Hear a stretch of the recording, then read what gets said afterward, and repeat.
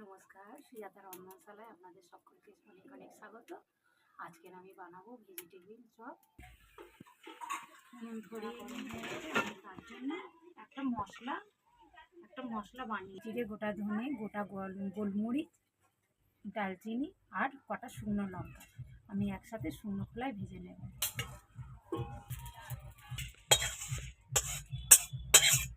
এবার আমি আলুটা সিদ্ধ করে নেব। ধুয়ে রাখা আলু আমি ভাজা মশলাটা গুঁড়ো করে নেব। আর তার আগে আপনাদের সঙ্গে পরিচয় করে দিই আমি কী কী নিয়েছি উপকরণ।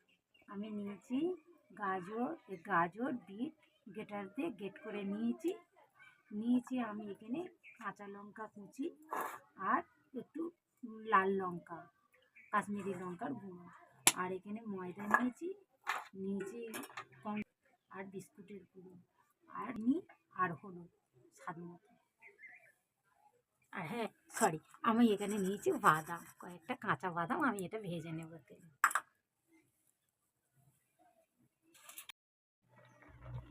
আলু আমার সিদ্ধ হয়ে গেছে, আমি এবার নামিয়ে নেব। আমি কড়াই অল্প করে সর্ষের তেল দিয়েছি, আমি এবার বাদামটা ভেজে নেব। খুব গরমে দেব না, অল্প গরমে বানাবো।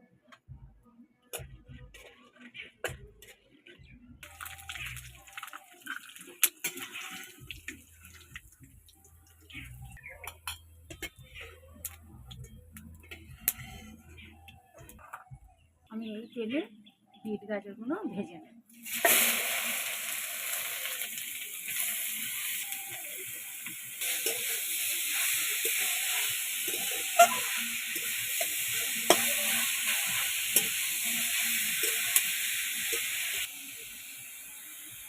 লবণ, আমি এবার সব কিছু দিয়ে চাপাতে সিদ্ধ করে নেব।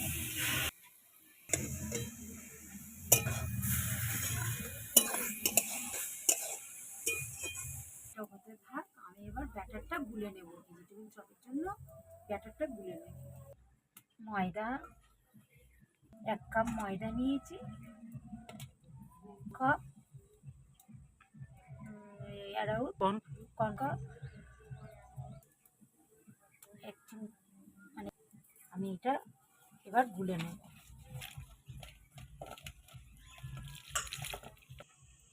এরকম করে গুলে যেন দোলা মতো থাকে না। আর আমি এইভাবে ব্যাটারটা গুলে নিই, খুব ঘন না আর খুব পাতলাও না। এটা সিদ্ধ হয়ে গেছে, আমি এবার এইতে আলুটা দিয়ে দেবো, সিদ্ধ আলুটা। আমি এরকম সিদ্ধ আলু হাত দিয়ে এরকম, আমার কাছে তো ওই গ্রেটার নেই,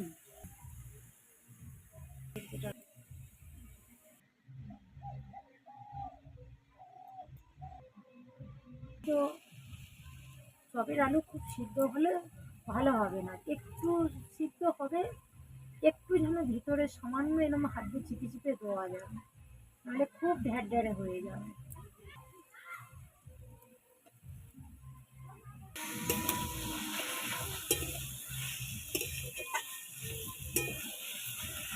দিয়ে দেবো চিনি, দিয়ে দেবো ভেজে রাখা বাদাম, দিয়ে দেবো কাঁচা লঙ্কা কুচি, কালে পড়বে ভালো লাগবে। দিয়ে দেবো এই চপের জন্য এই ভাজা মশলাটা চপে দিলে চপের স্বাদ অন্যরকম হবে।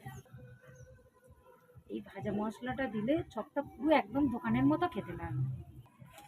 দোকানে একটা চপ কিনে খেলে মন ভরবে না, পেটও ভরবে না। এরকম বাড়িতে বানিয়ে খাবেন, এর স্বাদ আলাদা আর মনও ভরবে। সবাইয়েরও দোয়াও যাবে, বাড়ি বানালে সবাই খেতে পারে। এবার আমি এই ব্রেড ক্রাম্বসে মশলা মাখিয়ে নেব। এখানে সামান্য 1 চিমটে কাশ্মীরি লঙ্কার গুঁড়ো নিয়েছি, রঙটা ভালো আসবে, দোকানের মতো রঙটা আসবে।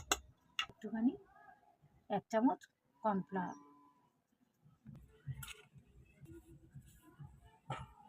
আর 1/2 চামচ লবণ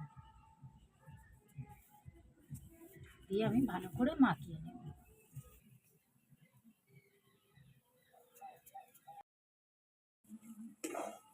আমার ঠাসা হয়ে গেছে, কড়ার গায়ে লেগে যাচ্ছে। এবার বুঝতে হবে ঠাসাটা আমার কমপ্লিট হয়ে গেছে। ঠাসাটা আমি নামিয়ে এটা জুড়িয়ে গেলে তারপর আমি গড়ে গড়ে রাখবো।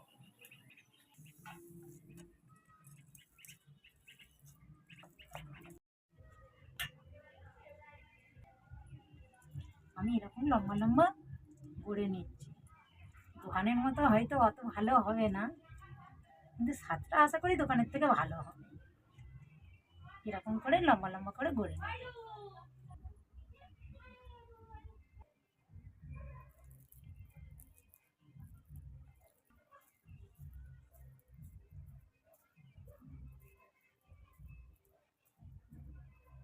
দিয়ে বউ ভাত বাড়ি মাইক বাজছে।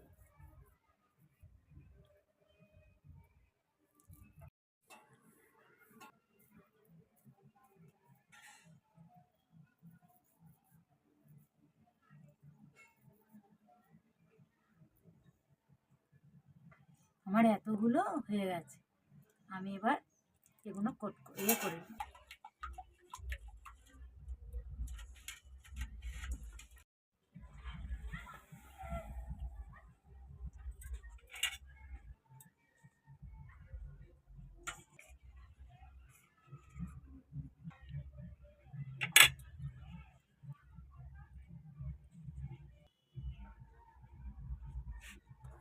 এবার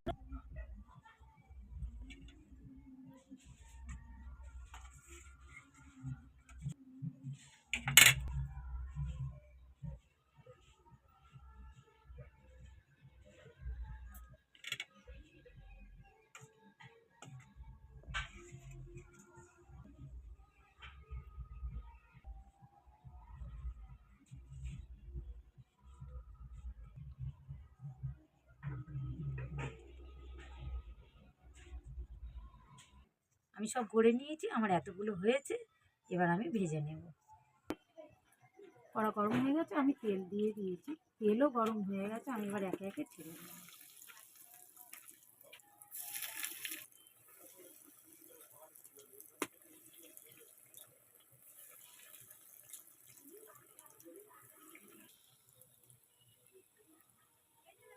অল্প আঁচে ভেজে নিতে হবে, নাহলে ওপরটা পুড়ে যাবে, ভিতরটা ভালো ভাজা হবে না।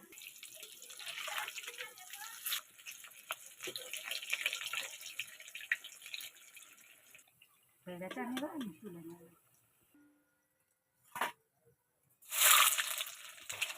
এইভাবে আমি বাকিগুলো সব ভেজে নেব।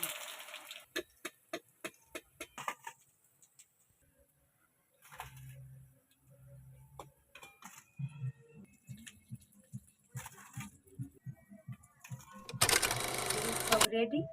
শীতকালে প্রচুর বিট গাজর খুব পাওয়া যায়, আর শীতকালে এই ভাজাভুজি খেতে ভালোও লাগে।